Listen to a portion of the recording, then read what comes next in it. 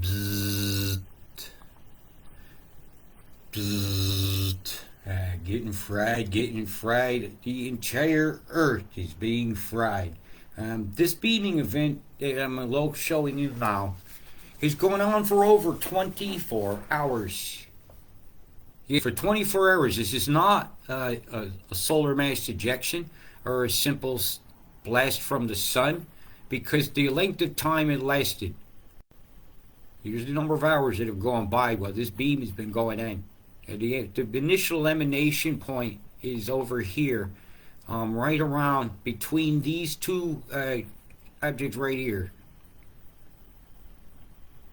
The initiator of the beam is down here in Antarctica, which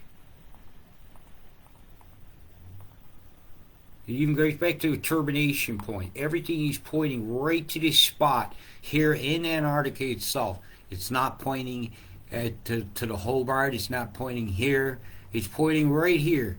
And these pulsations keep showing up in this spot of Antarctica as this area of the world has stuff hidden in the ices, antenna arrays and stuff, and some of them are much bigger than the light collectors that they'll look for neutrinos and stuff. They've got a lot of stuff and hidden tech down in these polar regions where we're not allowed to see what's going on. And the nucleation of the cloud condensates, the interaction of this directed energy deployment into the atmosphere, and is clearly is centered around this area. See him right there?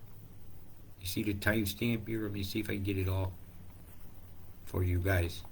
This is going to throw off the weather forecast that anybody has done from around the world right now. It's a new ball game.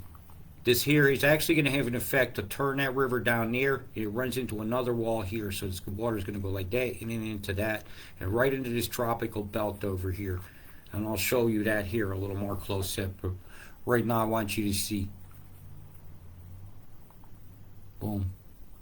Boom. Within an hour, they changed the modulation. Orf, did end. And it's a big pep.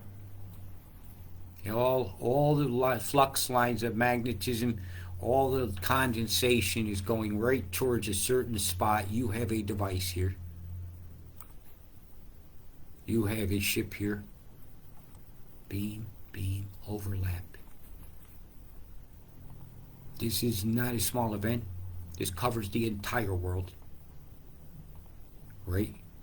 It would calm down just a little bit. This is the diversion move. Everything is forced in this corridor, then another being forces more down this direction. Anything that was going that way now makes a beeline in this direction toward New Zealand. This is making a beeline toward New Zealand.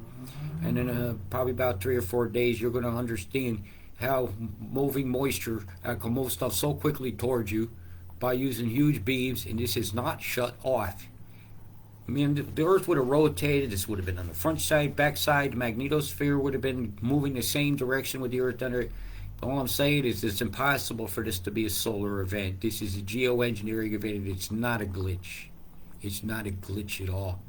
Whammo. You have a ship located precisely here where I am pointing right now. You have a device here, so we're relaying the signals across the equatorial boundary. HAARP is involved. There's an array up here in the Gobi Desert that's involved. And this is a massive beaming event. I changed the type of show I was going to do. You see the beam up across from the Gobi Desert area up here across the North Polar regions that way? It's going to force the air up and over the pole and down in toward Europe. We've been cold this whole time, and almost all summer. Then I've been watching these beam moves go on. You see the timestamps. This is only the 24-hour feed. This is going on a long time. It's already ongoing in the first frame here. Yeah, this is scandalous.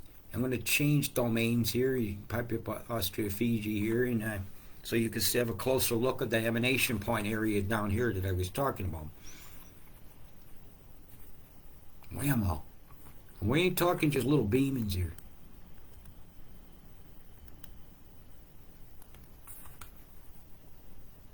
X per curves, pulse. You have got war games going on out here. This is causing undulations that are gonna make whales feel tortured. Their pilot programs are killing our pilot whales. Obviously.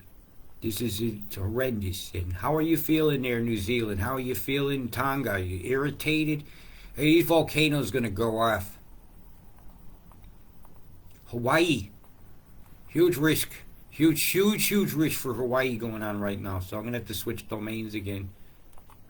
Just to show you guys. I'm very worried about your volcano going full lava and you in fountaining because of these beams here.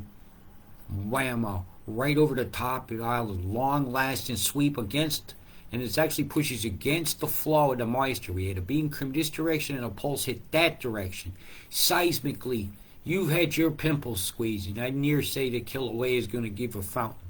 You've got 3 spinners going on here in the tropics. One of them's about to get pushed inland with a beam so that this can ride up, gobble the rest of its moisture, and come in towards the Japan. Now this setup right now is for terrible rains through here, and all along these coastline here is this pocket of moisture is moved across the Bay of Bengal and in through Myanmar, Cambodia, Thailand, and Siam in general.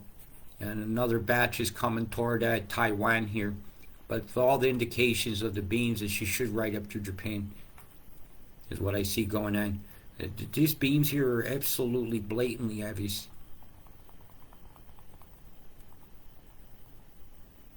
Look at the emanation points of the flux lines from the auroral research programs that involve our magnetosphere.